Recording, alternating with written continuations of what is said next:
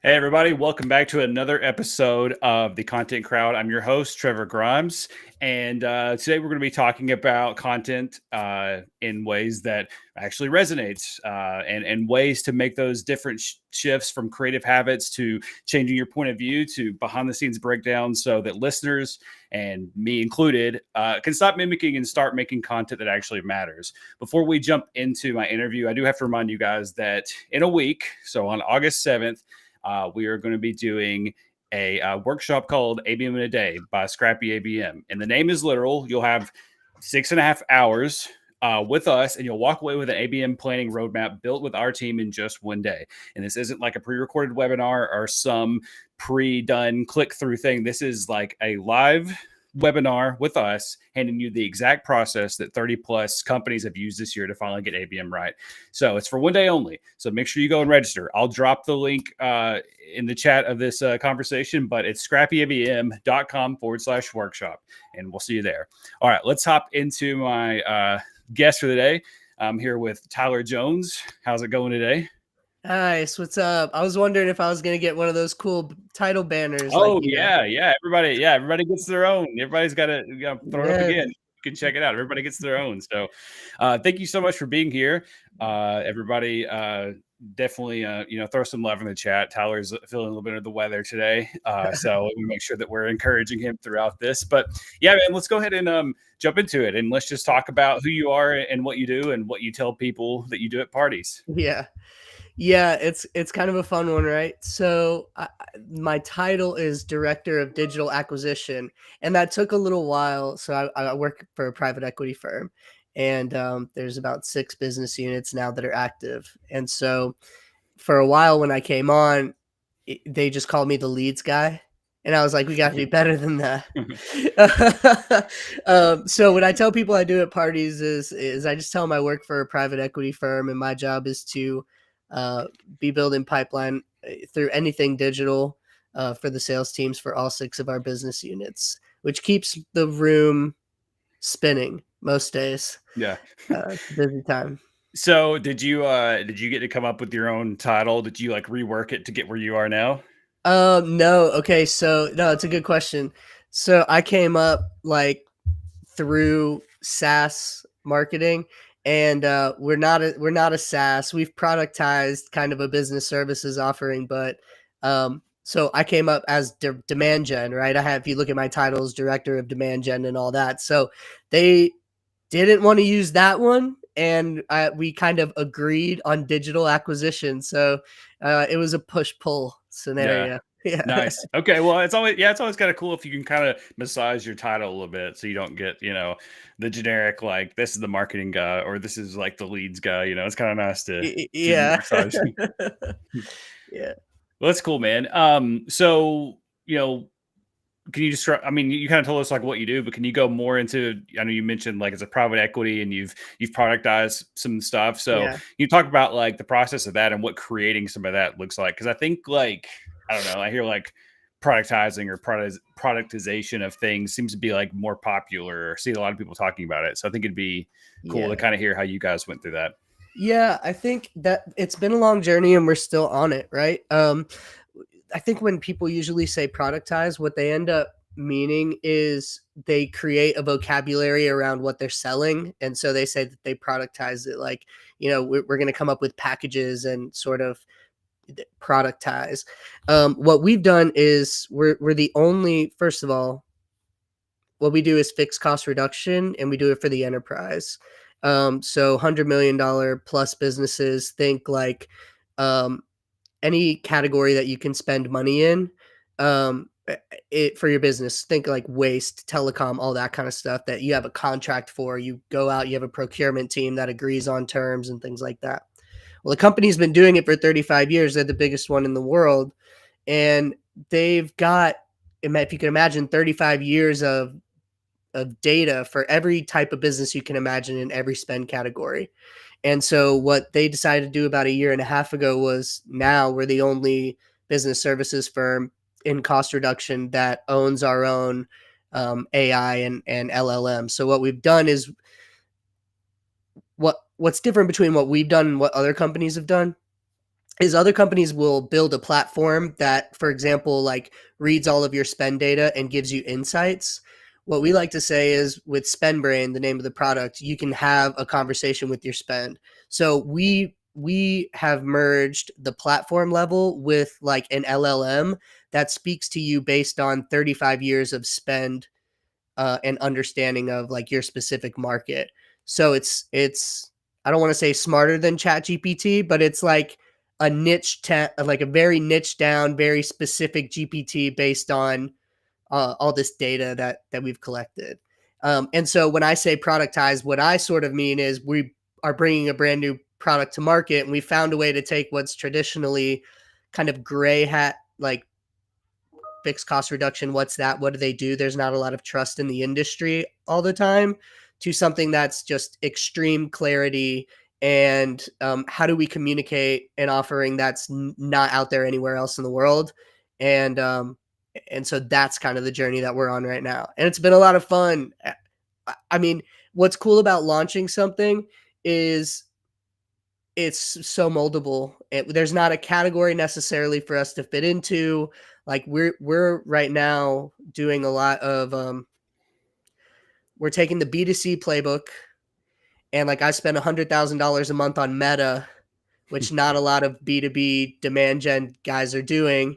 And we're using UGC videos and like, trying to figure out how we can go more product led. It's really a cool blend of this B2B and B2C content or content styles that we're able to use. Yeah. Wow, that's really interesting. Because yeah, it's definitely like, I guess maybe you've got a little bit more, maybe not more freedom, but more room to experiment when you're kind of owning a category or like a category creation in this way. You've got a Yeah, lot to play with. or even what's a lot of fun that some of the listeners might think is cool is we're knocking off a lot of category, like we're sort of disrupting categories that we don't fit into Yeah. beautifully. So I like to talk about like the almond milk example, right? Like almond milk didn't need to be refrigerated, but they put themselves right next to milk and said on the almond milk container like why they were better for the environment and better for you than milk. And that's sort of what we're doing. Like I'm right now creating content that is like category busting content Yeah. because people don't know that this alternative exists because it's brand new.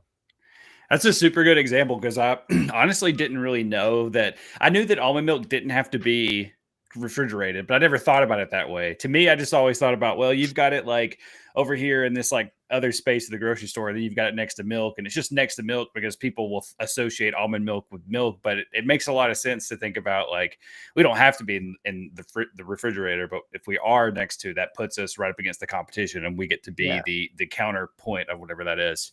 Yeah, it's actually really cool. When I was working at Refine Labs, Chris Walker had brought in this guy who, like, I guess consulted for almond milk, and he told the story really well. But they had to fight for that position next to milk.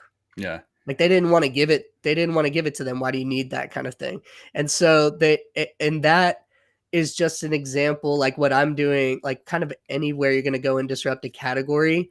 Of course, I do it online, so I can just like pay to place it. But Yeah. like, imagine going to Google and having to say, "No, this is." I know it's not our category, okay, but it is kind of like we can help these people. You know what I mean? So Yeah, yeah. yeah, so it's kind of fun. That's really interesting. Well, so when you're creating this content and you're trying to like place yourself in this place that maybe you may or maybe don't belong, what's been kind of like, have you had like a rule or like a philosophy that you're kind of following that makes the creation of this either more sustainable or easier or more enjoyable or just better overall? For the potential customer? No, we just for you. Like Yeah. you're like if you guys are leading the charge in creating this, what are some rules you follow to make sure it sticks? Yeah, no, that's an interesting question, and I might not answer this the way that you want it the way that you want me to. But I say it's always like, how do I say this? It would be easier to go into a space and talk about your product in a way that maybe isn't the whole truth. Like we're Mm, developing this as we're building it. We're laying the tracks in front of the train. mhm. And so for me, I'm like, no, we just need to tell the whole truth about what it is in its current state right now. You Yeah. know what I mean? Not and so like we find this like crossing the chasm, right? You've read a lot of people have read this product marketing book called Crossing the Chasm, right? And No. you have this really small group of early adopters that are usually like super into the tech. They're like nerding out on how did you build an LLM inside of a procurement platform that reads all of my spend data for me, right? And so that's like 5% of the market. And then another 15% of the market lives, there's a gap usually, and your business sort of slows down. And then you have kind of these secondary adopters that aren't as into the tech, but you've sort of proved out that it works. And you have the middle hump where sort of everybody kind of lives. And so, like in a business and with the content that you want to create, you want to go into the middle hump right away. Yeah. But we also have an obligation to be 100% truthful about what you can and cannot do. And, like as much as we want to talk like the future state is the current state because we know that's where the gold is, like we've got to stay on track. And that's kind of a rule that I've been living by just because it's so in motion. Yeah. Interesting. That's cool. That's a great piece of advice. Have you had like I know you've had like you had multiple sort of titles and different experiences, but so I'd love to know like uh either pieces of content or campaigns that you've created in the past that like have totally flopped, and if those flops are helping sort of dictate or guide how you go about creating now. Yeah. I think anybody who's probably been in especially the SaaS world has a bunch of stories. Like I could probably give you one from almost everywhere that I've been. Um, but I'll give you two. The first one was a big company, brand new product launch, and we were creating. It was PLG, and so product led, right? We can get people right into the product, but how do we get them active in it and using it? How do we make the product sticky? And so we spent hours writing scripts and storyboarding and getting our subject matter experts to like and then editing videos ourselves after the subject matter experts went through the scripts with like screen caps and all that. And so you just pour hours into like this 10 video series. And I think we wound up like putting it on YouTube and linking it through an email, and nobody watched that shit at all. And so it was like, okay, hold on, guys. What we have to do is probably, get that was more of like a go to market problem, right? Because actually, what we found out that we needed was more a larger support team and then one to one outreach, right? So, Mhm. like, if you're going to send but imagine you signed up for Asana or Figma, and they sent you a an email that said check out this video, so you look and it's like a 10 video series. You probably weren't that into the product. You want to be playing in the product, not Yeah, watching a video while you do it. And so that was a total flop. And gotcha. there was one more recently, which I think is probably like another really good example for anybody who's sort of in content, but also in the paid space and all that. Anywhere growth marketing, really. So one of the portfolio companies for my company, they do Amazon FBA reimbursements. So if you ever bought anything on FBA, they sit in a warehouse, they get to you in 2 days, right? Yeah, Well, Amazon screws up all the time. yeah, You you're a seller and you send a shipment in and you've got proof that you bought it, and they say they don't know where it is, and there's like $10,000 of your money in that shipment, yeah. or they bang up your product or whatever. So what we did is we recovered that money for sellers, right? Put it back in their pocket, go buy more product, grow your business. And Amazon is the big daddy of them all, the king of kings. You know what I mean? Like they can do whatever they want. And so they decided one day, like they were going to not give anybody their margin anymore. What they would do is if you had a $2 product and sold it for 10, they'd give you 10. They'd make you whole on the sale. Now Mhm. they're only going to give you $2, and they're going to make it a lot more difficult for you to prove that and get that money out of them. And it's so crazy. It's like Amazon, it won't hook you up with another $6 because they screwed up, right? Yeah. Like one of the biggest company in the world. Yeah. So we get our CGO on, and he does a PowerPoint presentation, and we do a video and we make a landing page, and we're like, this is gonna go bonkers. We're the first ones reporting on this, and you go in and you got it live for a couple days, and there's like maybe a couple hundred clicks on the email, and people aren't really watching the video. And my job is not only to help write the script, put the video together, put it on the landing page, get people to watch it. My job is to get people to sign up now so that we can help them before the deadline. That's the urgency behind it, right? Yeah. And so that was what we call a distribution problem. Yeah. So what we needed to do, we found later, we were like, let's chop this up. Let's pay to put it directly in front of somebody, let's move this section up here to the front. Right. So like really trying to understand the structure. And that's when I got into like the UGC type video creation for B2B, was because I was like, actually what we need is 30 seconds, because Amazon already told all of these people what was going to happen. Yeah. What we need is like hook, meat and potatoes for 15 seconds, get into the product now. Like what's important is not that Amazon is screwing you. Yeah, it's important. It's the crux of it. But what's important is your money. And so we had a distribution problem for the most part, kind of paired with the message, right? Most people don't want, especially today, to hear you talk. They just don't want to hear you talk. So Yeah. you got to get to it. Yeah. And it's got to be all impact for them.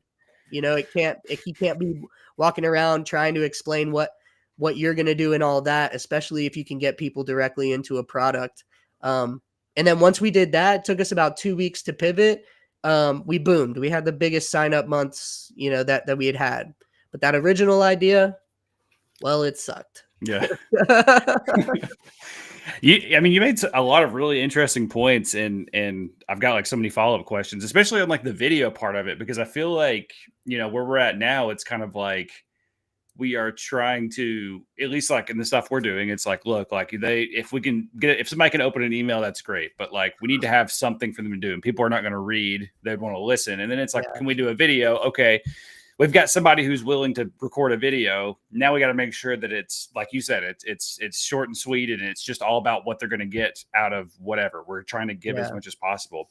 So I'm interested in, like, you mentioned like UGC stuff. Are you talking like, are you just like finding like talent on like Upwork or something like that to record the video? Like, it's not you recording it. It's not somebody from the company. It's like you're getting like a person that is a representative for this, or? Yeah. So with the company that I work for, actually we signed up for something called Billow, and they just have a pool of actors. Oh, okay. And so you can pay them, I think it's like $200 a video. You get like 3 or 4 revisions, and I'll show you some of the ones that we've done that are working really well. But it's like, if you have a product, you have a talking head, and then you have like them screen cap navigating in the background. And what's really cool about that, especially where it crosses over into B2B, it's like, think about a website, right? I do digital work, and I don't read your webpage. I look at the value props and your H1s, maybe your H2s, but that's really it. And so what's cool is like, you can have somebody talking and a really good hook and screen cap navigating, and people are looking behind them at the value props on your H1s, and that's what's soaking in. So it's like, okay, it's not just like, is this a really cool video? It's like almost like a little subliminal there, right? And what we've done to go even deeper into that is we've come away with like stables of spokespeople. Like we have one lady who's great, who does all of our SpendBrain videos. She is the voice and the personality that people will put next to SpendBrain now. We've done that for other aspects of the business too. That's super interesting, because what have you found? Why does that seem to work better than if you're just using like your BDR from the company, or like somebody within the company that's like willing to hop on camera? Is it just more about having somebody that is like you said, you're going through somebody that just hires talent for this. Like there's just Yeah. something different about having somebody whose job it is to record videos versus even if you've got a really good person on your team. Yeah, I think it's a good segue. That's a good question because my biggest beef anywhere that I've gone, and I think what most people will say they run into is the quality standard. The quality standard for a brand is so much higher than the quality standard for you or I, Mm-hmm. and Yeah. people listen to us or listen to you because they're interested in you and your take, and it's a personality, right? It's a personal brand. We don't have no brand has the luxury of putting out less than quality content Yeah. because you just don't stand a chance. And so having those actors, they have professional lighting. Most of them are able to read a script without looking like they're reading a script. They're Yeah. not sweating when they're reading the script. Yeah. The microphone is above, better than par for the course, Yeah. and that's what you don't get because we had people started getting frustrated with me a little when I came to SIB because I was like, I cannot put out this kick ass UGC video, and then the next thing that people see from me is a low quality phone shot, weak mic, weak audio. You know what I mean? Like Yeah. once you set the standard, that's the standard. It's not Yeah. like, oh, we have one really good video. It's like, no, we are not putting out anything lower than this. Yeah. But I mean, it's a level of quality control that just happens up front that you don't have to worry about. Yeah. No, that's a good point. One of our clients, they had like a product marketer in house that like their whole job was like doing videos and stuff like that, and they like outsourced like an editor. But I was like, we started watching some of them, and it was like kind of crazy because this person like it almost looked like they were AI. Like I had met this person, or at least on camera, and Uh-huh. met them before, so I knew they were a real person. But I was just like, all the things you just mentioned, like it just kind of clicked. Like, yeah, they don't look like they're reading off a teleprompter or reading a script. They don't look like their eyes aren't like darting all over the place. They're like Mhm. literally looking right at the camera, and they're like telling you what's going on, and they're being like the editing, they're being shrunken down and all the stuff behind them is happening. And there's stats and stuff that are kind of going around. And it's just like, yeah, all that is a big difference than even if you are like sharing your screen and you're like pointing at a deck you put together, Right. I think like, I think there's a place for that, but you're like, you know, you're like saying like, you go ahead and set up that sort of standard and you're kind of like Yeah. already like ahead. Yeah. Well, Essentially. I think like I was listening to your show before coming on, and I don't know which episode, but it was an early one. And the guy was like, "Just get going, just start." Yeah. And I think that is great advice, dude to dude, or dudette, or you know what I Yeah. mean, like person to Yeah. person, personal brand.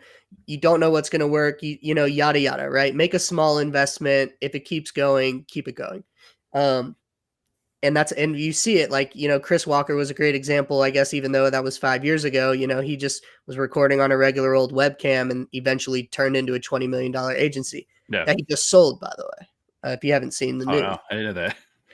It's new to And me. I think that's okay, but I think that you have to make the distinction. People bring that mentality into the brand, into the workplace to Yeah. represent the brand, and nobody cares about your brand, and it's a bad look, and you don't get more than a couple. Yeah. So personal brand, go for it, get started. Brand, make the investment, make it solid, set the standard, and never deviate from that standard. Mm. Yeah. I mean, you're really like changing my mind here, which is good. I mean, this is what these conversations are about because we're definitely all about like, somebody that's never made a video before or somebody that's never used video in like outreach, like, just try it, record yourself, like talking to the person directly, give them some valuable information. But I definitely think if you have a recognizable enough name, like you shouldn't be getting emails where somebody's like looking at their phone or doing their like webcam and they're like Yeah, sitting far back and there's camera audio. You can hear the echo of the office they're in or whatever. Like it makes yeah, sense to like make that upgrade to, uh, like you said, somebody whose job in lighting and microphone and everything is to do that. If do you also use these videos like within like an outreach sequence? Like if you're like sending an email out, are you also like maybe you've like put together like a super quick like proposal, like you know, Yeah.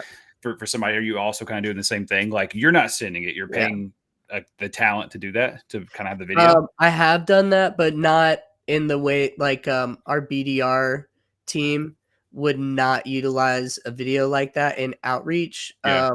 But like, okay, let me back up. I am pro BDR using their webcam to send a Yeah. message. I'm cool with that. Yeah. We do lay in some of our sequences. Like, what's better than writing you an email that looks like every other email you've gotten today and tells you how much we can help your company? It's writing you an email that says, hey, this isn't spam. We got this really cool thing going on over here. We made some videos about it. If it interests you, why don't you just tell me when is a good time to meet? Yeah. It's kind of like breaking up the feed, right? Just doing it Yeah. in email. And we do utilize those videos. We might link out to those videos. What we've done is we've created, it's a page that's like a slideshow of those videos. So we have like feature sets, and you can go to that page and you can check all them out. They've got the Nice. same lady talking, right? Like I said, she's the face of it. They're all similar. And so that's how we utilize it in an outreach perspective. Gotcha. Okay. Cool. Yeah. No, I was just kind of seeing how like that connect, because the one thing I was thinking about is like, where do where does the disconnect come if there is one? If you've got the BDR reaching out to you, and or if and it's using like UGC stuff, and then you finally get on a call with them and it's not the same person. Where does that? Yeah. Where do you sort of make that disconnect or whatever? So Yeah. I appreciate that explanation. Yeah. I also was interested in, you were talking about like the 10 video thing with like Asana, and you're saying like, are you saying like the lesson kind of learned there was people respond more if they're like in the tool, like they're in the tool actually doing it? There needs to be like one of those, like a tour inside the tool, Yeah. versus like trying to like watch a demo, or not a demo, but watch like a tutorial on like a separate kind of Yeah. thing. Yeah. So like if I'm looking at making content for a PLG, there's the interactive tour, which is, call it low lift, medium impact. Okay. Mm-hmm. What I would do is, and what we did with Gatita, that's the name of the FBA company, is a lot similar. So let me back up here. Remember when I told you what I learned from that bombed video series before? Yeah. It actually wasn't a bad idea. Those videos just belong in the product. Yeah. Okay. Yeah. Nobody signs up for a product and then wants to get a link from you that is not back into the product ever.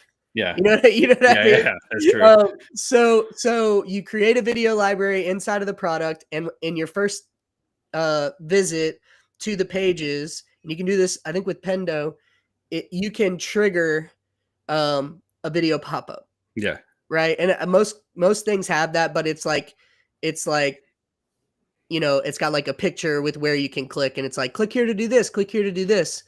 But what I would do is I would make sure that every video had the same person, so they can start to put that person with the product, same tone. And I would just have that video show them inside of the product. Right. So now I'm more engaged. I see the same person on the next page. I'll check that one out again too. And it's just as helpful as like a tutorial or something like that would do. Yeah. Yeah.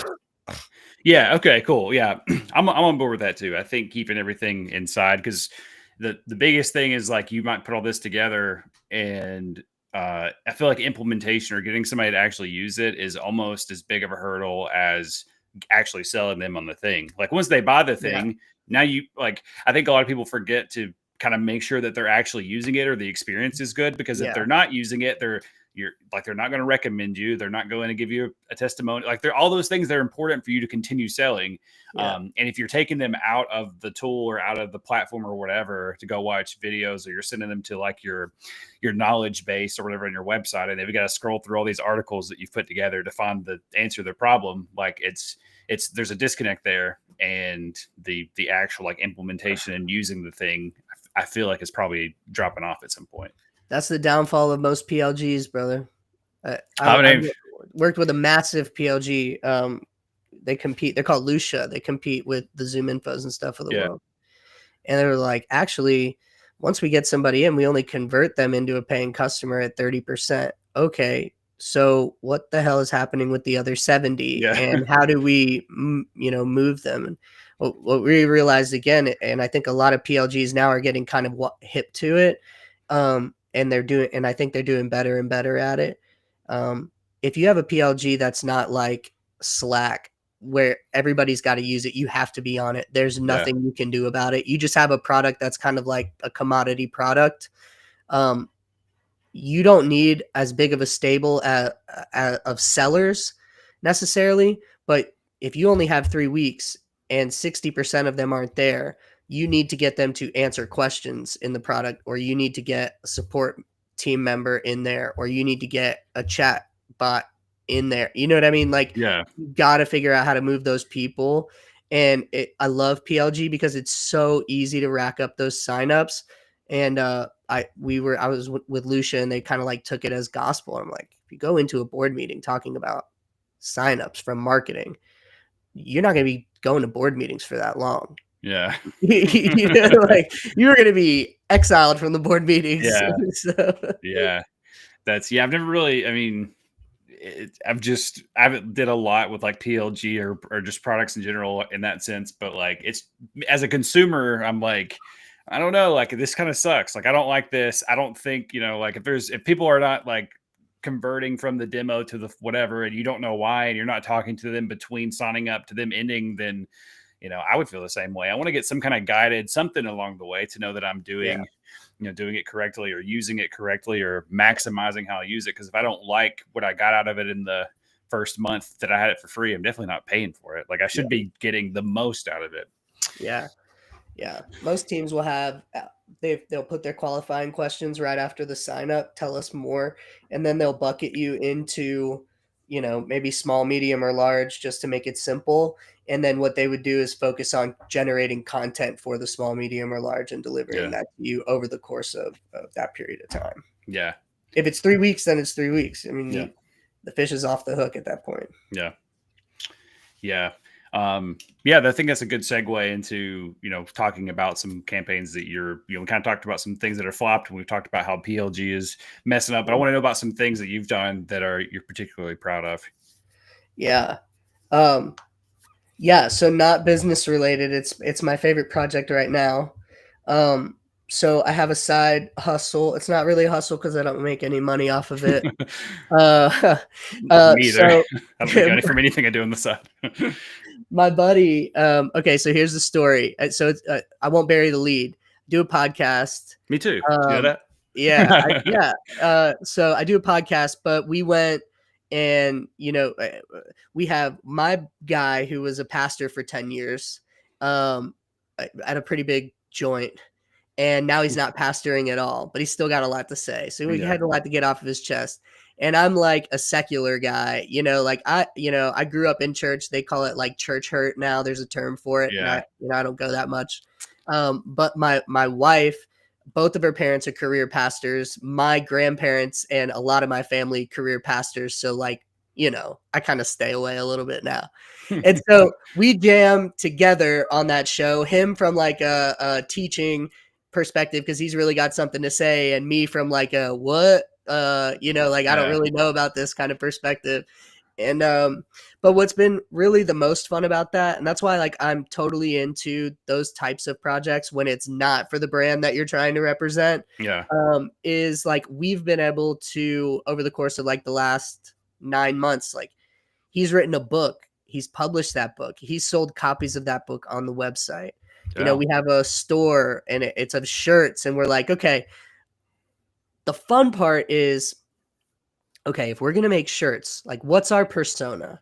What when we talk comes through as the personality of the show, and how do we translate that into a shirt that people might want to buy, right? And like that's like the fun, that's like the Play-Doh, you know what I mean? Like how, like, and that's where you can, in my opinion, like that's the point of really doing any kind of long form content. And not only that, but like, we use Riverside, so there's technical stuff to Riverside, and then there's like, okay, my buddy's not a marketer, and I've got a standard because I'm not going to let that go. So how do we continue? Like, how do we create some kind of content flywheel whereby he wants to make a change, I will approve it, or I want to make, like, we have standard operating procedures for the content that we put out, and timelines whereby that content needs to be produced, right? Yeah. So it's really been like trying to get a small business off the ground through content. It's been a lot of fun for me. Yeah. That's Yeah. awesome. I mean, I'd really be interested in that. Is that something you can share here, or you had to send it to me? Yeah, I can share it. Yeah. Well, Okay. it's called The Wandering Home Podcast, Okay. thewanderinghome.com, WAND, thewanderinghome.com. Yeah, we've had a lot of fun. So we've been able to generate, since that's been up, it's about 6 months, steadily 3 to 4,000 people to our website. That's Now that's a awesome, dude. distribution thing, right? So Yeah. YouTube, multiple shorts per episode. Anything like religion, church hurt. We talked about cults coming out of Hamilton, Alabama. And like we've had guests on that have their following. So we've done that. And we've also looked into like creating content. We create content for Reddit, Mhm. typically wrapped around his books. But, like we had to do some real marketing too. Where are the communities? How can we be accepted into those communities and talk to those communities in a way that we don't seem like narcs? You know what I mean? Like Yeah. they actually are interested in what we're saying and Yeah. will check it out. And so we've been able to do that, right? Like it's a point of pride, I think, for any marketer to say you started a thing and it has kind of continued to grow. Yeah. That's So it's awesome. been fun. Yeah, yeah. That's cool. Yeah, I've been trying to think of something to do with like one of my friends who's not like a marketer at all, but it's just like he's got like maybe a few hours of free time, not even a few hours, maybe 1 hour a week or something like that. Yeah. But I'm like, I don't know. Do I have the time to put it all on me to do everything? Like he's just gonna come over and we're gonna hang out and do something, and he's gonna leave, and then it's up to me to spend the 38 hours longer getting Yeah. everything up and going. But that's awesome, dude. I'm definitely gonna check it out. I'm very interested in that. And I was about to say this would be the third episode, I think, where we've talked about cults in some way. So I think that's it was Funny. mostly because I was thinking like, dude, like if you like had 10% of the power as a cult leader, like how good of a marketer would you be? No Like kidding. how much could you sell if you had just like you're not using it for evil, you just had Yeah, yeah. 10% of a cult leader's power of whatever it is, whatever that is that they have that makes people Yeah. blindly follow. It's the Riz, man. Yeah. They've got it. Yeah. It's crazy. I'll tell you real quick since we're talking about cults. So my buddy was in a cult and he didn't know it. And then we went down the rabbit hole because it's like when you're in a cult, would you know it? Yeah. And so we found a couple of people on TikTok that had become sort of TikTok viral that were also in that same cult and like broke out of it. And so we had conversations with them. It's called the cult was called The Ramp. It's from Hamilton, Alabama.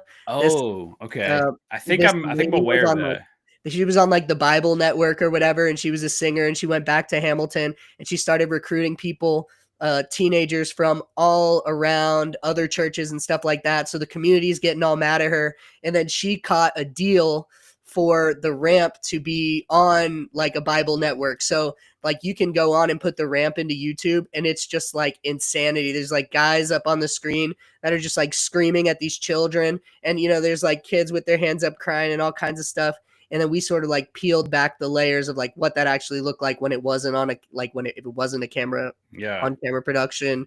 And it's fire. So yeah, you should check out that episode if you're gonna listen to anything. Yeah. Yeah, yeah. Okay. I definitely will. I saw the one where you're like church or cult, you decide. I'm like, that's the first one I think I'm gonna watch because that's Yeah, like yeah. is that the episode where you're talking about? Yeah, I think so. We had a couple, but yeah, if you see it, there will be a lady in the video. She's Yeah. the guest that we had on, Yeah. and yeah, she was great. She was killer. Okay, awesome. Yeah. Yeah, yeah. That's really cool. I assumed that I knew you had to be doing something else. I don't know. I mean, I'll let everybody else that's listening know, but your wife is one of my wife's doulas, and Yeah. the first thing when we first met her, and I was like, told her like what I was like, she asked me what I did. I was like, I just work in marketing. I'll just say that. And she goes, Yeah. oh, you need to meet my husband. And he's like, I hear what she said. Like, I think she said all about LinkedIn or something like that. And I was like Yeah. immediately like pull out my phone and like went to find you. And I was like, oh, this guy, he's actually, everybody that I know. So I was like Yeah. really interested to see what other things you're kind of working on. But it's kind of like super refreshing to hear you like working on something that's more of like a fun passion project and versus telling me you're working on like, I don't know, a software or something, Yeah. I'm building my own AI through AI. Yeah. No, that's awesome. That's cool, man. LinkedIn's a beautiful place right now. My personal brand, I think if people see this, it looks like I have dreads, like I'm from Middle Earth and I'm the Gandalf of growth marketing. Yeah. Well, I was going through, I went to your Facebook today to see if I could find a different picture to use for like the title of this episode. And I was like, there's not any. And I was like, I'll just use his LinkedIn headshot. And I was like, well, I'm expecting him to come in with dreads. No, man, it was a lot of fun, right? So all AI, and what I had a lot of fun doing is for those who are into LinkedIn, right? It's all about the comments and showing up, and not always necessarily about your what you're putting out. And what the Gandalf of growth marketing allowed me to do is play on being a demand gen leader a few times, but also it allowed me to like, I don't want to use the word troll, but I will, is I'll comment in Middle Earth speak on people's posts. That's pretty sick. Yeah. That is awesome. That's been a lot of fun. And then before that, when I was doing a lot more like my own content and less commenting, I was the Charlie Daniels of demand gen. Yeah. And that got me sort of famous at the company I work for. They're all from Charleston, South Carolina. They all knew who Charlie Daniels was, so it needed no introduction. Yeah. But I took that one from a song by a guy named Sammy Kershaw. You're my Queen of My Double Wide Trailer. Yeah. I know what you're talking about. Queen of My Double Wide Trailer. And in that, this guy is taking his old lady away from him, and old lady looks back and she says something about his name is Earl. He's the Charlie Daniels of the Torque Wrench. Yeah. I was listening to that song like 3 days ago. Like I was like funny. On repeat. I was like, dude, this is like a certified hood classic. I was like, I love that song. I love Sammy Kershaw, but I was just like randomly, I was like, I forgot about that song. I've been jamming to it. So that's super funny. Yeah. You probably, well, as soon as you said that, I was like, there's no way he's talking about Queen of My Double Wide Trailer right that's now. It. That's awesome, dude. No, this has been awesome. This has been an awesome conversation. I appreciate you for being so like openly like sharing all these tips and stuff with us, because the biggest goal of this is for me to interview people that are more talented and more interesting than I am, so that everybody can learn, but also me, because I'm taking some of these things and implementing them tomorrow. So this is awesome. I got to ask the final question, which is, when it comes to creating content, what's the one hill that you'll die on? Oh, man, I don't really know, but I think I've said it already. I will die on this. If you work for a company that is doing, what did I say, less than $20 million a year, there are far more impactful things for you to worry about than doing a podcast like this, than putting out ebook after ebook, right? Like there's so many structural things in marketing that you can do to move the needle. I just moved. I'll give you an example.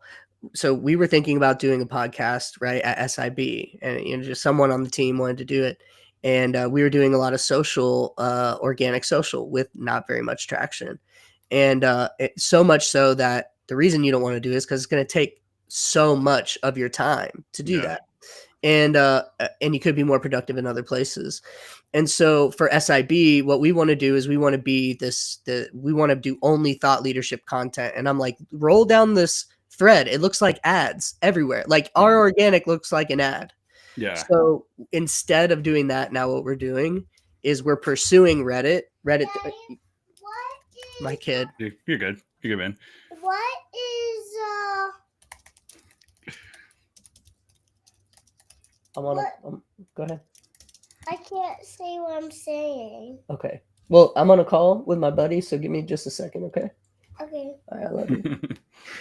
So we're moving away from organic, talking about like anything tactical, and we're moving that into Reddit, and we're not going into Reddit to sell because Reddit will excommunicate you. We're going into Reddit to have conversations and bring awareness in those communities, right?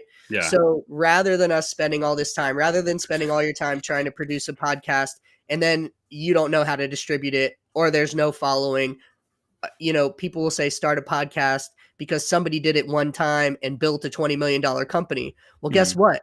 That person built a $20 million company off of a personal brand.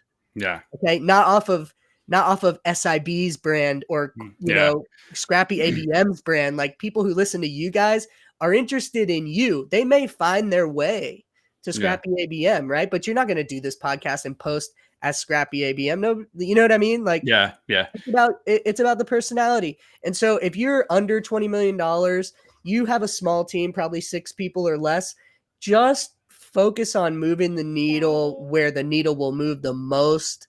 And long form content, somebody's going to leave. Nobody lasts more than 2 years in a startup environment like that most of the time. So somebody's going to leave, then it's going to die. You know what I mean? There's just too many variables that make it unsustainable. So yeah, that's a hill I'll die on. I think that's super helpful because you're good here, man. I've been telling people I've posted about it a few times, but I've been telling like B2B people for a long time, like go check out what people are saying about you on Reddit. Like I'll send like whole threads of like people just trashing a certain software or trashing something. And I even sent some of our clients, I just searched for their name on YouTube because I was trying to find their YouTube channel. And there was actually like this guy that was doing reviews on them versus their competitors. And I'm like, you've got like your content here, or you don't need to create anything. There's people out there already creating it. You just need to figure out, is what they're saying correct? And if you're losing all these things, then let's start figuring out how to adjust that, readdress that. Let's fix those things. And I think I'm so glad you brought that up, because I think that's something that just like B2B people are typically, I think, not thinking about Reddit, and they're just thinking about putting stuff out there. And Reddit is this weird chat land or whatever. But really, it's like people are talking about you. You think nobody talks about your accounting software? They are. Like, you can go search it, and people are out there talking about it, whether it's good or not. They're out there talking about it. I'll give you one content hack that everybody's talking about right now, and I just cracked it the other day. Okay, and then probably we'll wrap it up. Yeah. Okay. Everybody wants to rank on AI, and everybody wants ChatGPT to send referral traffic to their website. Yeah. Okay. SpendBrain, brand new.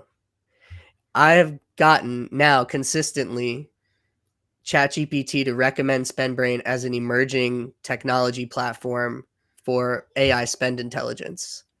I've done it through community posts, Reddit, Quora, all that. Because when you ask ChatGPT what people are saying, what's the tech stack look like, because it wants a more personal answer, it actually doesn't want to look at the massive brands all the time. So we've cracked that code through almost entirely through Reddit and a few blog posts. Like, we aren't doing anything crazy. We're not turning the world upside down, but your voice is elevated in a room where people give a shit what you have to say. Your blog, hardly ever people care too much about what you have to say unless you just nail it and their query was right on. Yeah. And so I think I got a big hunch that, the UGC, yada yada, we've been kicking the ball down this road, and we talked communities, but it was all about owning communities.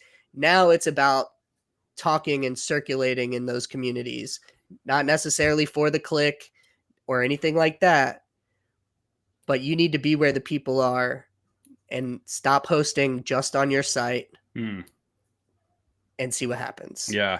And let me know. Okay.